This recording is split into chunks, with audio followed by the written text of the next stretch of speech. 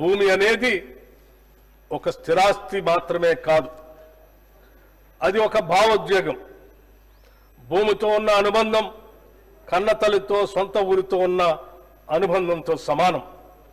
ఒక వ్యక్తి తన భూమిని కోల్పోయినప్పుడు తన అస్తిత్వాన్నే పోగొట్టుకున్నట్లు భావిస్తాడు.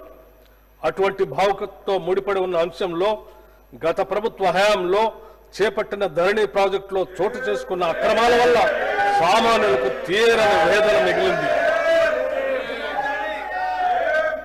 సమస్యల పరిష్కారాన్ని కోరుతూ ప్రజలు చేసుకున్న దరఖాస్తులు కూడా పరిష్కరించలేని దుస్థితి అప్పట్లో ఏర్పడింది.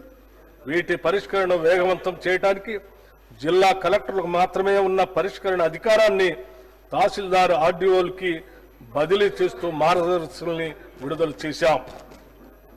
తెలంగాణ ప్రభుత్వం ఒక చారిత్రాత్మక సంస్కరణగా భూభారతి చట్టాన్ని తీసుకువచ్చింది.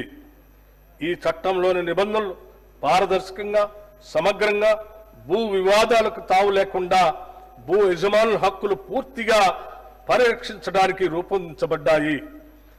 డిజిటల్ మ్యాపింగ్ వ్యవస్థ, ఆధునిక సాంకేతికను ఉపయోగించడం ద్వారా భూభారతి లావాదేవీల్ని సులభతరం చేసి సక్రమమైన భూ రికార్డు వ్యవస్థను ఏర్పరచడానికి దోహదం చేస్తుంది. భూ పరిపాలనను మరింత బలోపేతం చేయడానికి 10,954 గ్రామ స్థాయి అధికారుల పోస్టుల్ని మంజూరు చేశాం. దీనితో క్షేత్రస్థాయిలో రెవెన్యూ అధికారుల పాత్రని పునరుద్ధరించి భూ సమస్యలను వేగంగా పరిష్కరించే సమర్థవంతమైన పాలనా వ్యవస్థని తెస్తున్నాం. తెలంగాణ అవతరించిన తర్వాత ఎంతో మంది పేదలు నూతన రేషన్ కార్డు కొరకు ఆశగా వేచి చూసినా గత ప్రభుత్వం వారిని పట్టించుకోలేదు. కనీసం కొత్త కుటుంబ సభ్యుల పేర్లను కూడా రేషన్ కార్డులో జత చేయలేదు. ప్రజల ఆకాంక్షలను గుర్తించిన మేము అర్హులైన వారందరికీ రేషన్ కార్డులు ఇవ్వాలని, వారికి సన్నబియ్యం కూడా ఇవ్వాలని, నూతన రేషన్ కార్డులు జారీ మరియు అదనపు కుటుంబ సభ్యుల పేర్లను నమోదు చేసే ప్రక్రియ ఈ సంవత్సరం జనవరి 26 నుండి ప్రారంభించాం.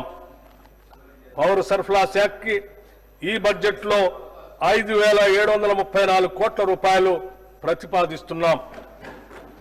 లేటెస్ట్ న్యూస్ తెలుగు మరియు ఇంగ్లీష్ అప్డేట్స్ కోసం ఇప్పుడే క్యూన్యూస్ అఫీషియల్ యాప్ ని ప్లే స్టోర్ నుండి డౌన్లోడ్ చేసుకోండి. సరికొత్త సమాచారాల కోసం క్యూన్యూస్ వెబ్సైట్ ని ఫాలో అవ్వండి. ఛానల్లో ప్రాంతీయ, జాతీయ, అంతర్జాతీయ వార్తలు వీక్షించండి. లైక్ చేయండి.